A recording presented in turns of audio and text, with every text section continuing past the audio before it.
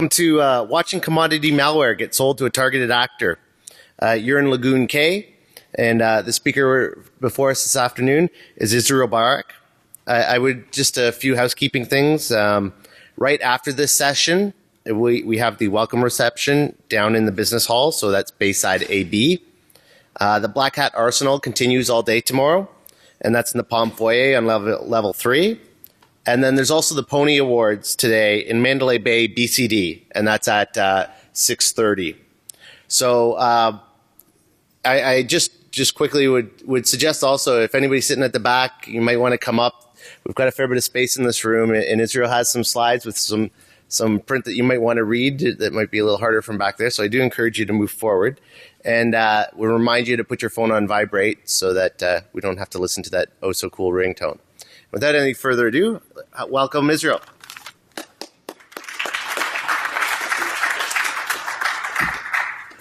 Hey guys, and good afternoon. It's great to be here this evening. My name is Israel Barak. My name kind of gives away my country of origin. It's been a nice trip over to Vegas, and with this nice weather outside, it makes me feel right at home. The topic that we're going to talk about today is when we see an incident and we try to classify it as targeted, untargeted, is it even a relevant question? Right? When CISOs or SOC managers prioritize their issues based on whether there's an intent to create damage to the organizations, are they even making the right decision? And our claim here is that it's an irrelevant question, and we'll see exactly why. The demonstration or the some of the research that we're going to go through here actually goes through black market trafficking of compromised enterprise resources. And we'll talk about how threat actors actually exchange ownership over owned and compromised enterprise resources, transferring something that may started as an adware or a click fraud campaign into something that's extremely targeted, which could happen in a matter of hours or a couple of days. And we'll see exactly how they do that and the platforms that they use to do that, which are, by the way, I encourage you to use those platforms and go kind of into them. We're going to show one of them publicly available. I think it's a very tool to know extremely well. So first things first, right? We'll talk about the platform that powers this transition from untargeted to targeted, or the trading of compromised enterprise resources. We'll see the exact mechanism through which buyers, sellers, marketplaces transact and transfer ownership of machines. We'll look at the practices. It will help us understand towards the end how can we detect these processes are happening inside our networks on assets and incidents that we've previously deprioritized as maybe a low threat risk or a low risk threat. We'll take a look at a specific case study of how this transition from seller to buyer looks like from the attacked organization's perspective. So when you monitor your asset, what you would typically see when this transaction is taking place. A few words about myself.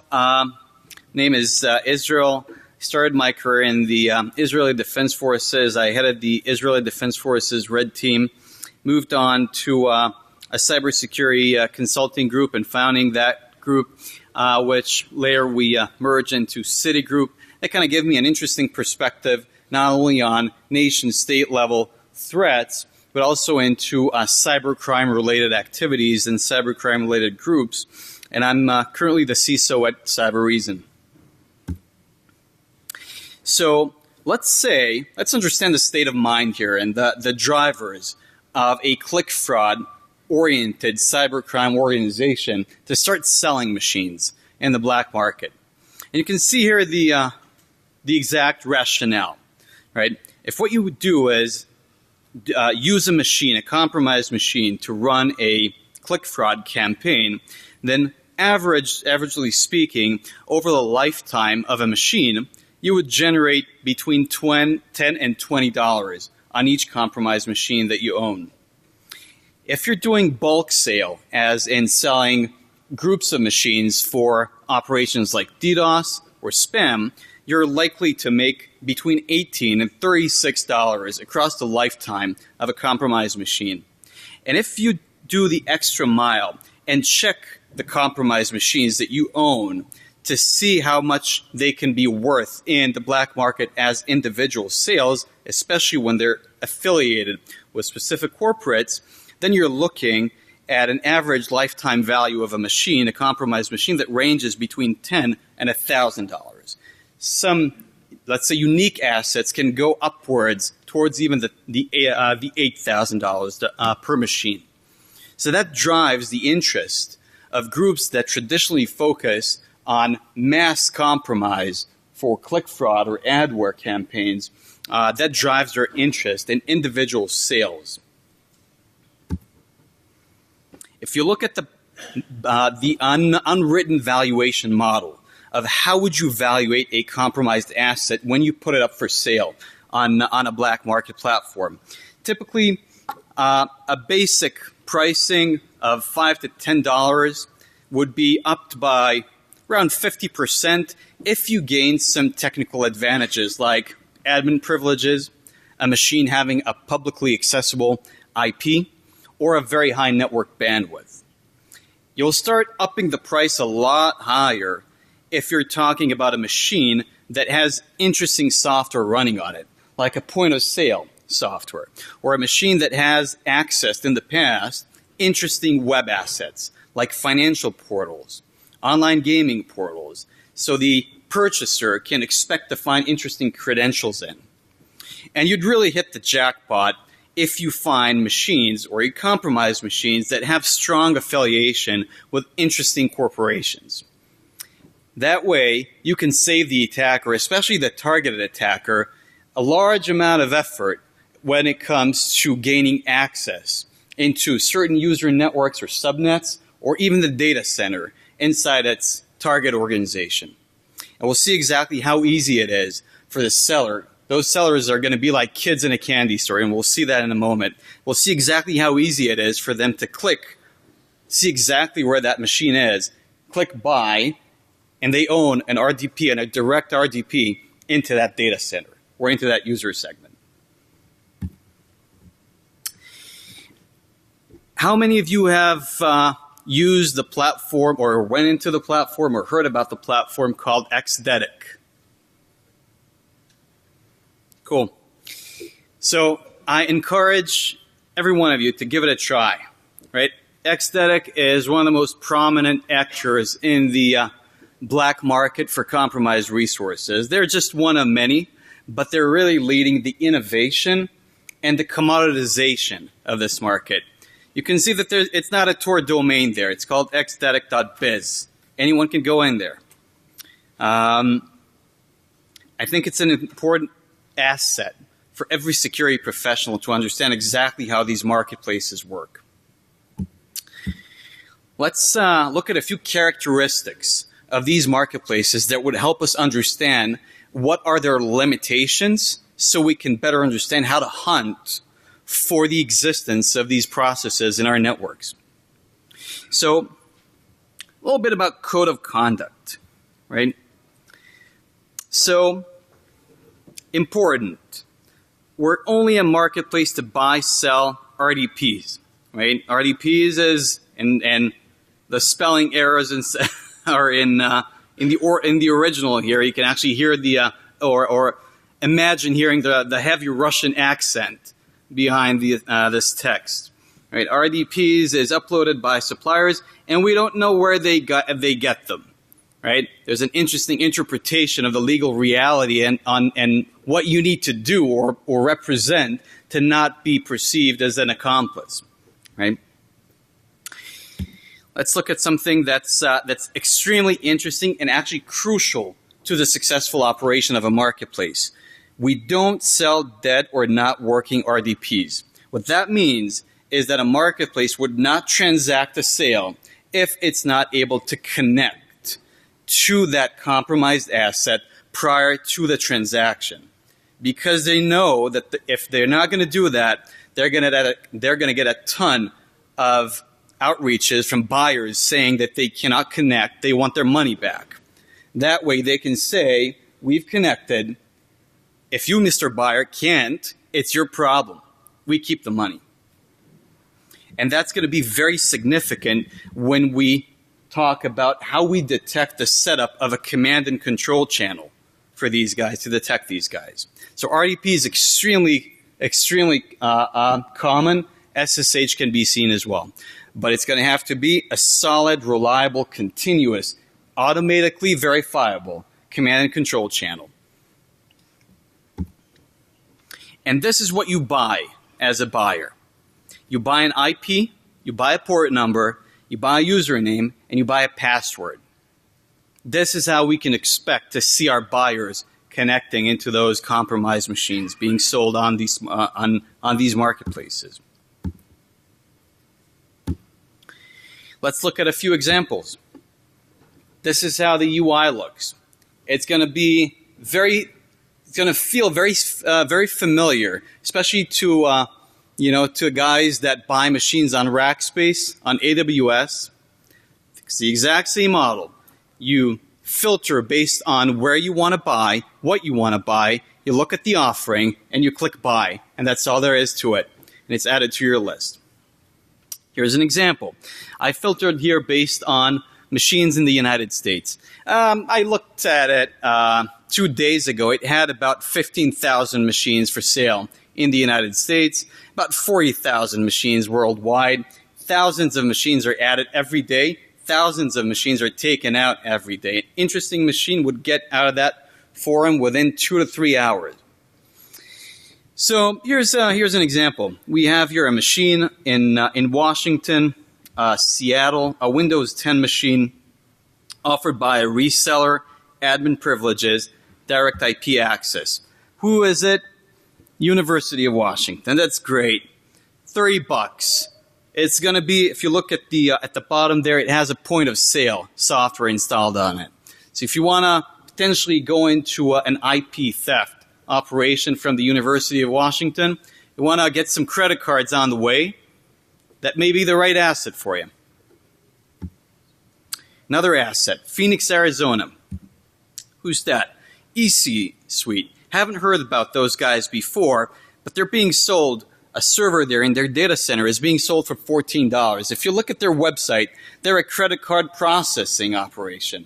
So I may not have heard about them in the past, but if what I'm looking for is compromised credit cards and personal information, guess what? They just now hit my target list. Those guys, maybe a medium-sized business, their security state of mind is, who's going to target me? Right? No one even knows about me. But guess what? When you get compromised, even by a simple adware, you're on that list. And once you're on that list, you're on these guys' target list.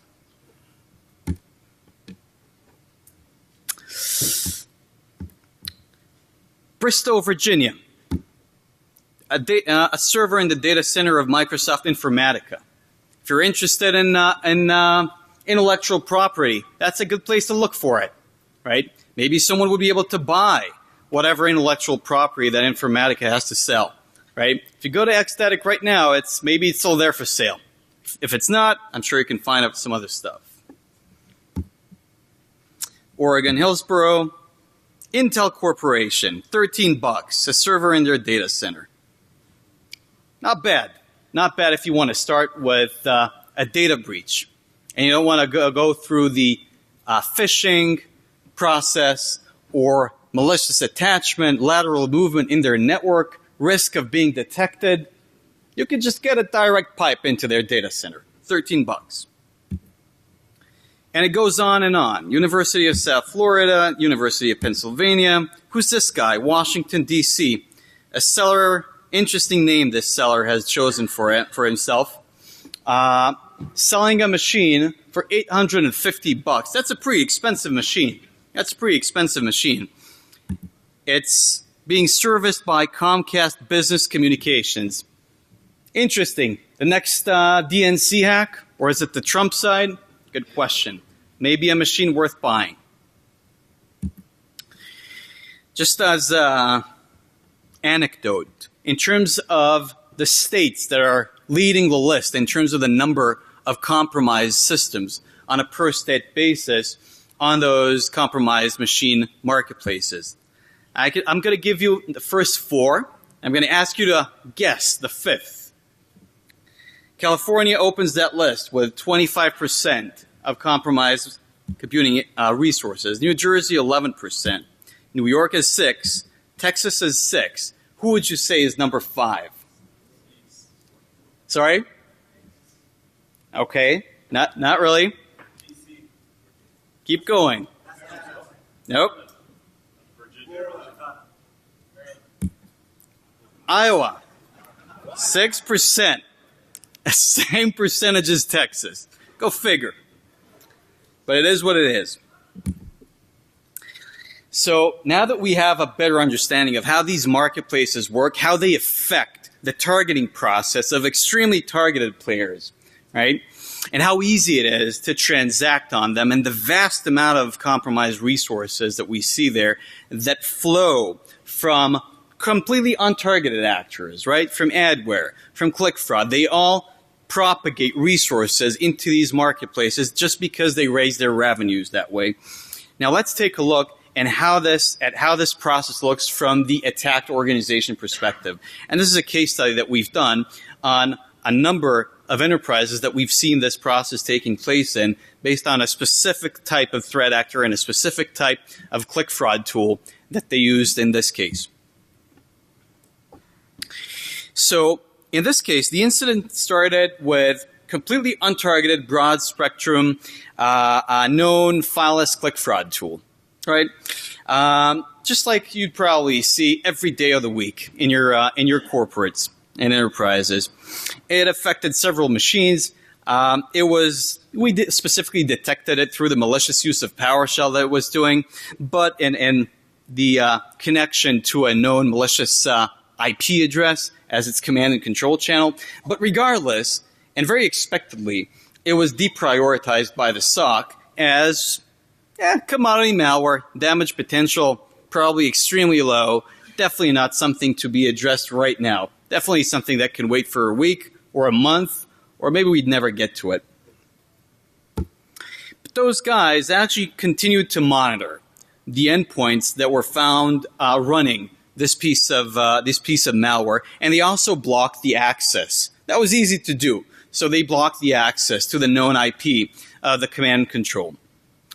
But what we saw is that 5 days after the infection, and that is, by the way, I think, an astounding piece of data, it only took the attacker 5 days to understand that they've hit something interesting.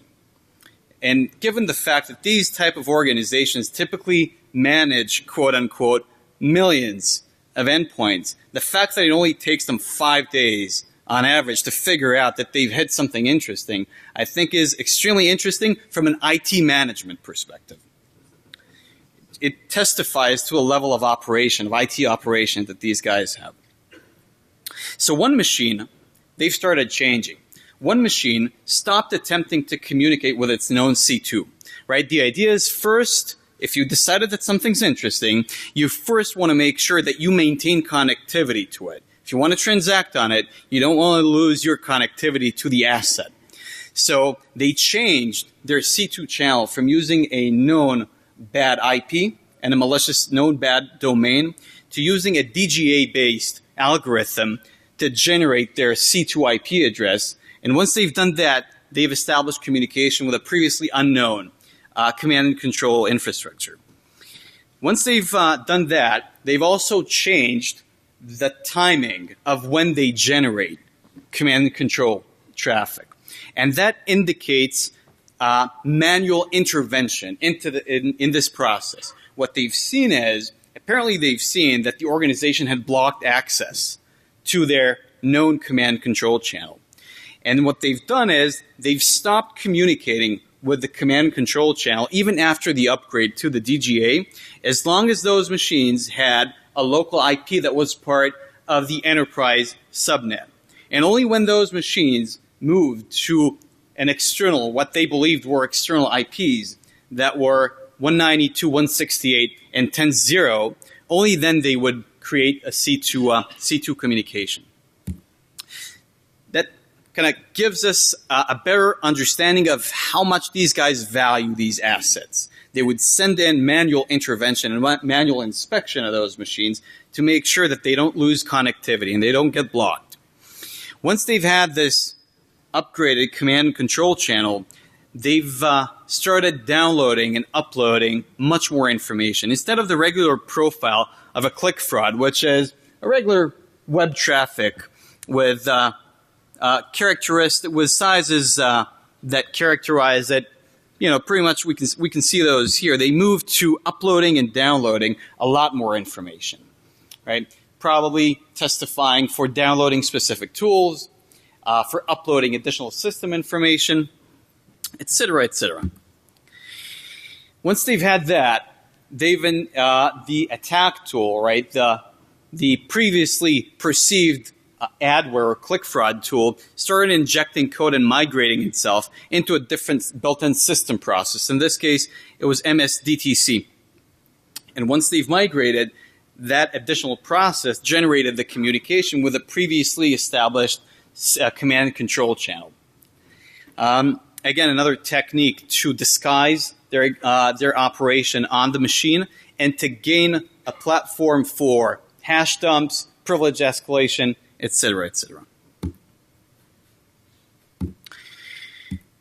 So, given what we've seen during this research, based on the analysis of these marketplaces and the nature of the transactions that they carry, as well as what we've seen in the case studies of the live incidents that we've seen in these enterprises, we can establish a set of, we can call them hunting rules, right? Or rules of thumb of what you would do or could do to detect these type of behaviors happening in your network, right? Obviously, you're not going to highly prioritize any click fraud tool that you would find in your network.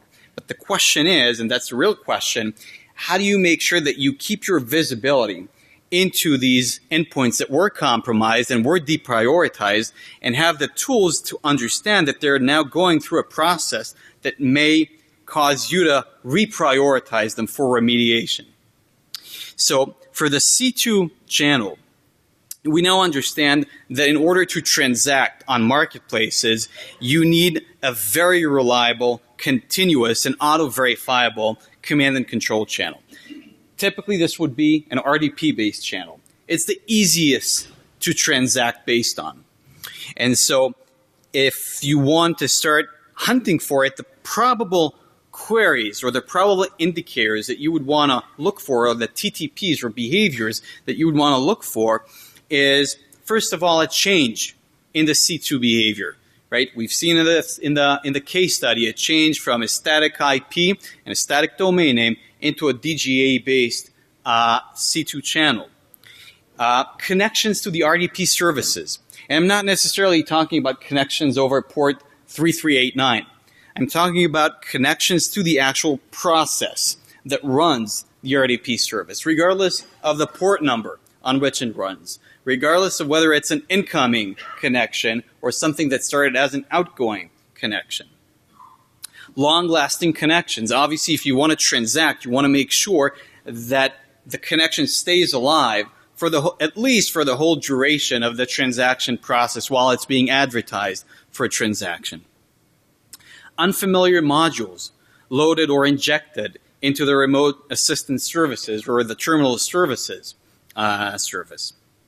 Anything that can indicate an intent to leverage the RDP channel for covert communications. Privilege escalation is an obvious step for the seller. Why not up the sale price by additional $2 or $3 if you can easily escalate your privileges? So even if the original adware or click fraud tool didn't require system level privileges, you're going to be able to transact in a 10%, 20%, 30% higher price if you just take this step. So a machine that was compromised by a low, quote unquote, low risk threat that goes through a privilege escalation is definitely something that you want to take another look at. enumeration of processes, installed software, and web browser history. We saw that when you put an ad on that offers a machine for sale, you want to up its value for the buyers. The more information you put in there about installed software, like a point of sale or other, and websites or web applications that this machine had access to, the more value you're creating for your machine there. So hunting for unfamiliar processes, escalating privileges. Hunting for unfamiliar processes with newly created image files that are running in high privileges. Browser processes that are escalating privileges. DLL hosting processes that are running as local system that are loading unknown modules to identify persistence mechanisms like DLL sideloading. And obviously enumeration of browser history and installed software. With this, I'd like to ask you guys, what were your thoughts on what you've seen, and if there are any questions that I may be able to answer?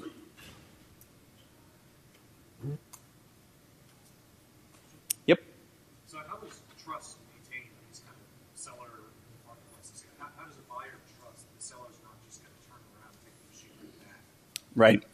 So there is such a as a term, honor among thieves, and it works well in this community. The idea is that it works a lot like a social network. Typically, a seller is not going to transact only once, and they have to maintain their reputation. If they screw a buyer, no one's going to buy anything from them again. If they overprice an asset, if a seller puts a machine for sale, with a price that is completely outrageous and against the code of conduct, and a buyer buys that thinking that there's a lot behind it, and then figures out that there's nothing behind it, whether it was a mistake on the seller's side or not, the seller is not going to be able to sell anything to anyone again. So it's a matter of reputation. There's sort of this social network that these marketplaces are maintaining. Yep. What's the currency of transactions? So when you register onto that site, you typically can use Bitcoin or credit cards. The interesting thing is they run fraud check on you, because they don't want you to get your money back. You know, they want to be paid for what they're doing. So they would run the exact type of fraud checks on your credit card and on your IP, right? The exact same checks that you would expect to see with large e-commerce applications. So if you try to connect through anonymous proxies, right, they're going to kick you out. So, you got to pay. It's a paid service. Yeah. Any other questions? Yep. This sales process is predicated on the ability to connect back to this machine.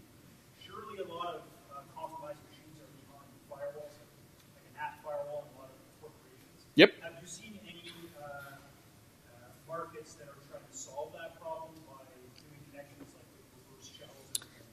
Absolutely. Absolutely. About 60% of the machines that you would find here don't have public IP, right? Endpoints, servers that don't have routable IP, right, or public IP, right? They're sold all the time. The way they're sold is up to the seller, right? The seller has to maintain an infrastructure. They have to give you, at the end of the day, an IP, a port number, username, and password that you can connect to through RDP, and it'll get you to that machine.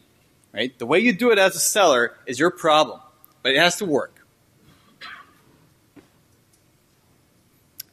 Any other questions? Yep, sorry.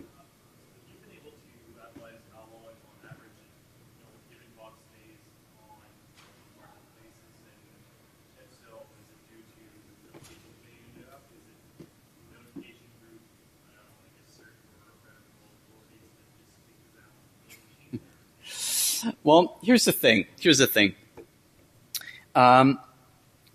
Typically, interesting machines disappear from that forum within 2 to 3 hours, on average. Slightly less interesting machines, but still viable assets, disappear within 24 to 48 hours. Now, typically, the way to know that these machines were bought, or at least a good percentage of them, were bought by someone who is not a CERT or just wanted to take them down, is a resell event. Marketplaces like Xstatic allows you to resell used RDPs. And so obviously you pay a small commission of 80% to the marketplace, but it's better than not getting anything. And so when you see high percentages of resells, you know that these were actual buys of those machines and they were not taken down. One more thing that, okay, guys, I'm being flagged here. I'd be happy to take any additional questions. I'm right here. We can continue these conversations over the cocktail later this evening or right here. I'd like to thank you for joining the session and to wish you a successful conference. Thank you.